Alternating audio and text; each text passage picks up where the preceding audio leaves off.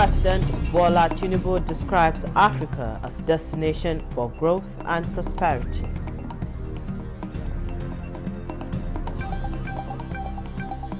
House of Representatives passes Federal Capital Territory 2024 Supplementary Appropriation Bill of more than 98 billion naira. And Kogi State strategizes to mitigate effects of flood.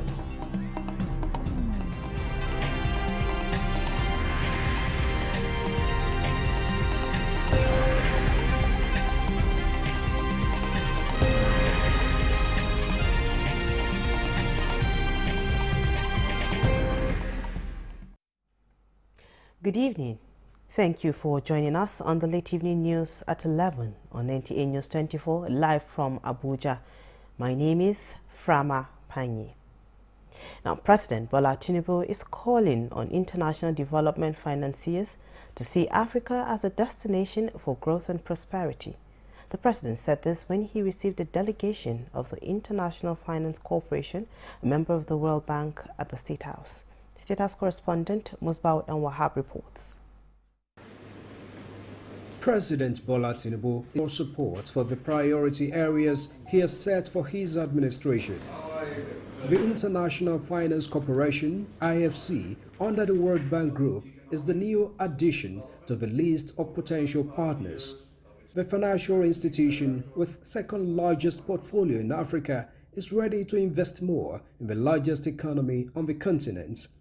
And the president is setting the priorities as he urged global financiers, including the IFC, to consider more in agriculture, infrastructure, research and development on the continent.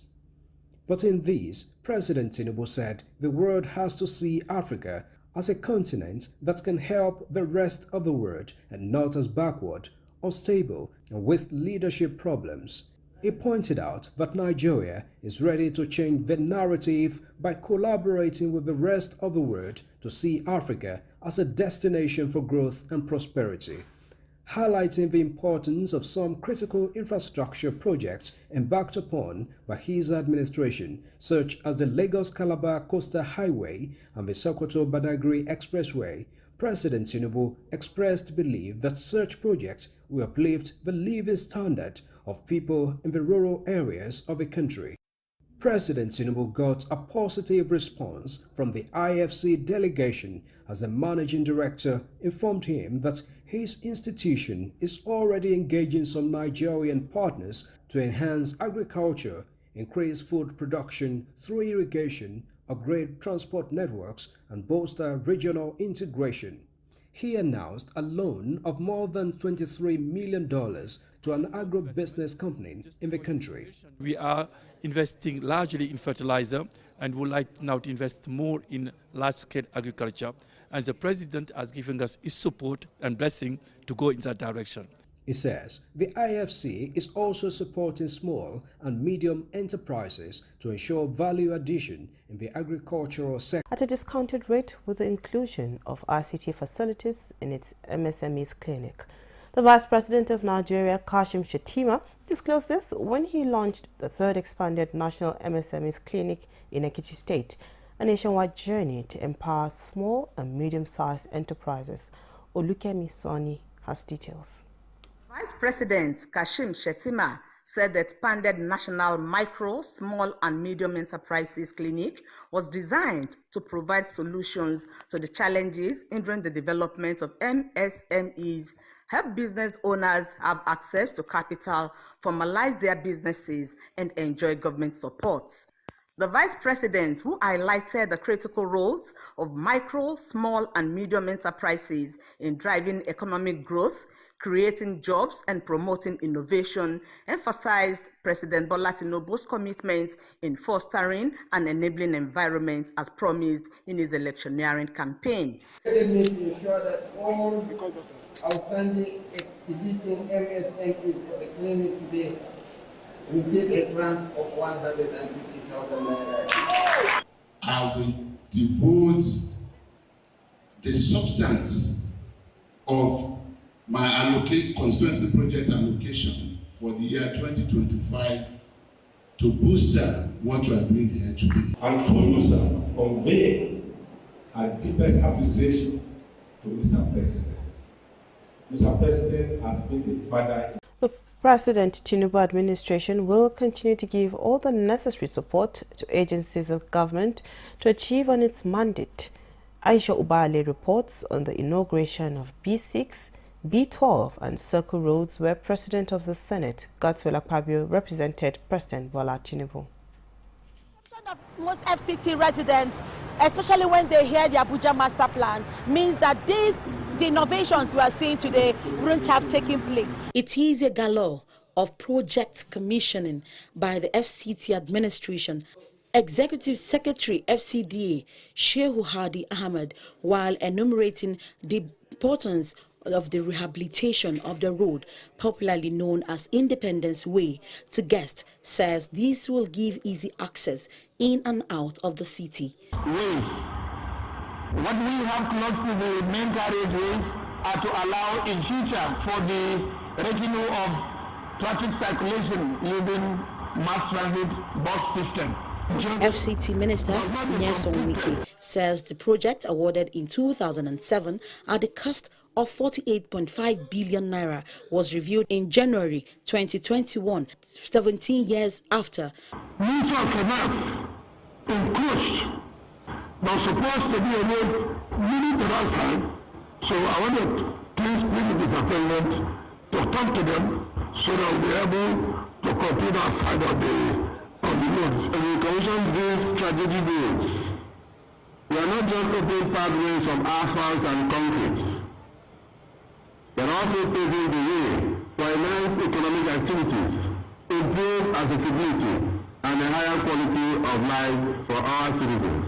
The FCT administration says the support of the area council chairman cannot be underestimated in the overall development of the Federal Capital Territory. Aisha Ubali, NTA News. Now, the Senate Committee on Science and Technology has screened the nominee for the position of Director General, National Space Research and Development Agency, Matthew Adepoju, following his nomination by President Bola Tinubu. The Senate Committee said the exercise is in fulfillment of the standing rule of the Red Chamber. National Assembly correspondent Joshua Ogunjide files the report.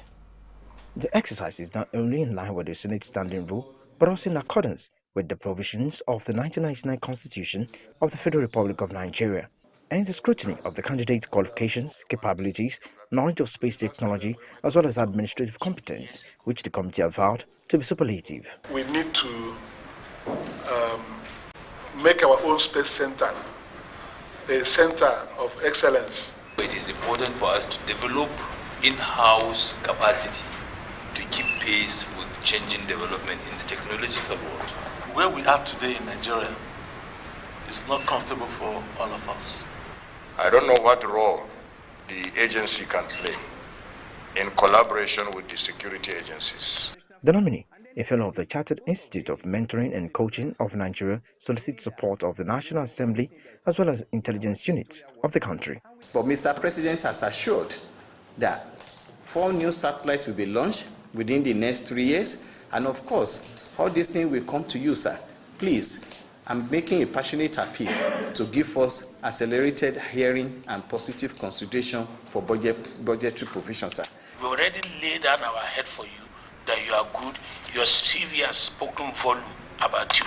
Now remain performant. We want to see that you improve as you promised in terms of collaboration between you, NASDA, NAMET, NAMA, NICOMSAT, NEMA, and all the security agencies and NIMASA, so that we'll have a solid response if there is any issue. The National Space Research and Development Agency is one of the pillars of the Ministry of Innovation, Science and Technology. From the National Assembly, Joshua Ogunjide, NTA News. The House of Representatives has passed the Federal Capital Territory 2024 Supplementary Appropriation Bill of 98 billion 500 million earmarked for capital expenditure only. National Assembly correspondent Mitare Ekman reports that the executive bill is to facilitate the execution of capital projects in the nation's capital. Chairman House Committee on FCT, Aliu Betara, presented the FCT supplementary appropriation at the Committee on Supply, where lawmakers passed the executive bill. To authorize the issue of the Federal Capital Territory Administration statutory revenue funds for the Federal Capital Territory Administration account, the sum of 98,500,000,000 only for the capital projects for the service of the Federal Capital Territory, Abuja. And approve clauses 1 to 5, which is the recommendation 1 to 5, the schedule, explanatory memorandum, and the long title of the bill. The House adopted a motion seeking investigation of the abandoned dredging of the Calabar Seaport. All the Minister of Transport to re-award the dredging of the seaport to a reputable company with a mandate to complete the project within a specified time frame. Also, all the Nigeria Port Authority to supervise the project and ensure a standard depth is established to enable large vessels to bet in line with the best global practice. Lawmakers expressed concern over slow development of renewable energy as an alternative in the power sector. In 2020, the federal government launched a 200 million renewable energy project tagged Nigeria Electrification Project. Investigates agencies associated with this investment, procurement and receipt of grant meant to develop renewable energy sector from 2015 to date. At the Committee of the Whole, the House considered and passed separate bills for the establishment of the Nigeria Correctional Service Trust Fund, as well as the North Central and Southwest Development Commissions. From the National Assembly, Mitaire Ikben, NTA News. And the federal government begins freight services on rail linking Apapa Port in Lagos and Dala Inland Port in Kano State. The initiative is aimed at facilitating ease of doing business, especially movement of goods from ports to hinterland. Musa Babali reports. Before now, there was a trial of movement of 40-feet import containers from Apapa Port in Lagos to Dala Dry Port in Kano, covering a distance of 1,132 kilometers, with 5 locomotive drivers changing stations at Ibadan, Oyo State, Ofa Kwara State, Mokwa and Mina Niger State, and Kaduna junctions. We did that under caution, no night movement, and the line was preceded by what we call a rail bus and security and engineering men to ensure that the track is safe, the train and the goods are delivered without hitches. Confirmation of the integrity of the rail brought about this inaugural takeoff of the railway services in Dala Dry Port in Kano State. Minister of Transportation Saidu Ahmed Al-Kali said the railway route will create numerous opportunities for businesses and facilitate the movement of import and export of goods between the north and the south. Bring down the cost of transportation, that impliedly bring down the cost of doing business, because the amount you are going to pay on road certainly will be different from the one you will pay on rail. And not only that, we save our roads, we reduce the menace of road traffic accident. He said government's intention is to ensure that railway services facilitates the transportation of substantial number of import and export containers, leading to improvements in transportation services, decrease road traffic accidents, lower cost of goods, and boost the country's domestic product GDP. Kano State government appreciated the foresight of the federal government in ensuring that the Dala Dry Port commenced operation. We are looking forward to more cooperation and collaboration between your ministry and Kano State government. From the government of Kano State, really commend and appreciate this very giant and historic step taken by this administration to address the problems of import and export from this part of the country. The Dala Dry Port will also be connected to the standard rail line under construction that will link Lagos, Kano and Maradi in Niger Republic. Musa Baba Aliyu, NTA News. This is the late evening news at 11 on NTA News 24. Time to take a break. Don't go away.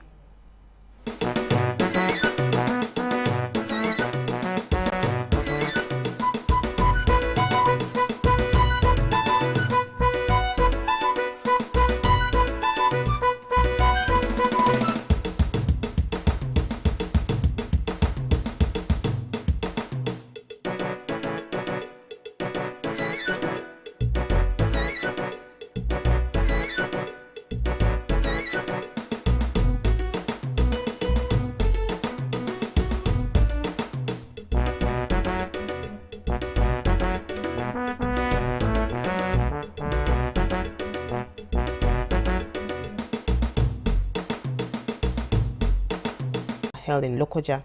Correspondent Solomon Ayedei reports. Kogi State, located in north-central Nigeria, has faced some challenges over the past decade due to devastating floods and other natural disasters impacting the lives and livelihoods of its citizens.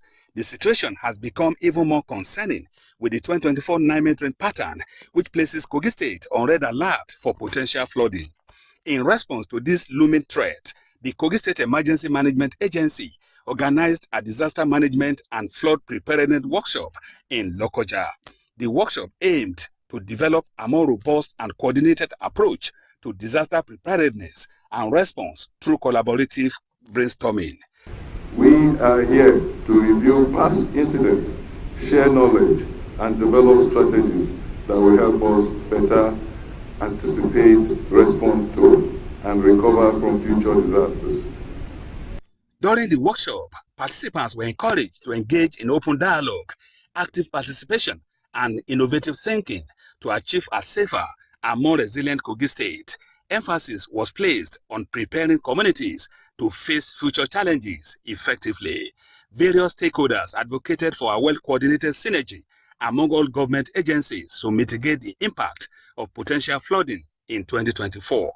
So I'm appealing to the federal government to look into the issue of dredging of River Niger so that we can solve both transport problems, so ecological problem and flooding problem. As time goes on, you correct where there are mistakes. We are always prepared. Representing the Kogi State Deputy Governor, Permanent Secretary Yakubu Aliyu highlighted the government's commitment to strengthening emergency management systems. He emphasized the importance of investing in early warning systems for timely intervention. However, he also called for a collaborative effort among stakeholders to achieve the desired goals. The workshop's initiatives are expected to be replicated in all 9 flood-prone local government areas of the state, ensuring widespread preparedness and coordinated response efforts. In Lokoja, Solomon Ayedehi, NTA News.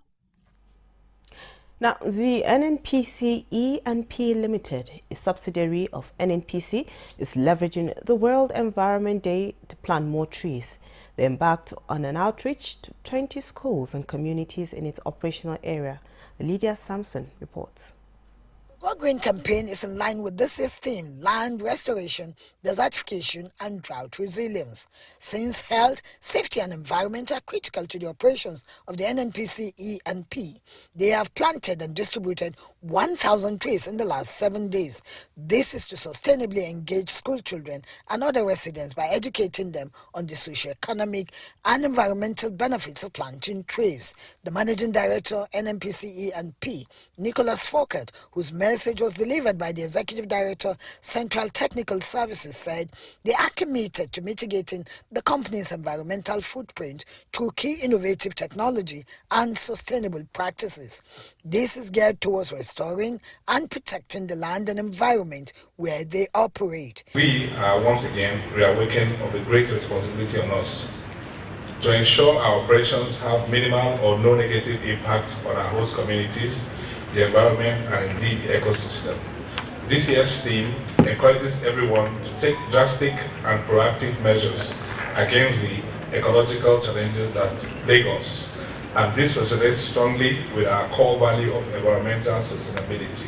The Executive Director Business Service message was presented by the manager HSC, Sylvester Okoha, reiterated that addressing environmental degradation requires collective efforts. While we commemorate today, we are prompted to reflect on our strong bond with the environment and the crucial need to protect our planet and make it home for future generations. The resource person described this year's theme as apt, as over 25% of the global territorial surface and 3.2 billion people are currently affected by land degradation. If we talk too much from the environment and we don't tie up the issue of land, desertification and drought, and we keep on tapping resources, we will kill our land and eventually kill ourselves. A playlet depicting the Go Green initiative featured matching walls with action. 3 seedlings were presented to those in attendance for planting. Lydia Sampson, NTA News. Now, as the Nigerian Legion marks its 60 years of existence, Chairman of the Legion, Major General Abdul Malik Jibril, disclosed plans to celebrate the milestone across the 6 geopolitical zones of Nigeria. This was during the 60th National Council meeting of the organization held in Abuja. Major General Abdul Malik Jibril says the celebration will not only honor the past, but will also inspire future generations to uphold the values and veterans.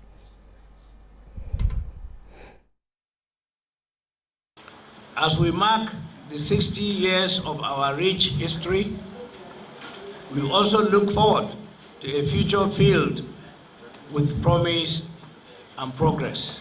That we've been running around, going from one place to other, up to even coming internationally, trying to join with other veterans in the whole world to see how they take care of their veterans so that we can impart it in Nigerian Legion. Legion is also concerned about welfare of its members and is advocating interventions from government and individuals. Several government bodies, through the Honorable Minister of Defense, for interventions, to get intervention funds. Additionally, we have approached the Minister of Budget and National Planning for inclusion in the annual budgetary allocation of the federal government.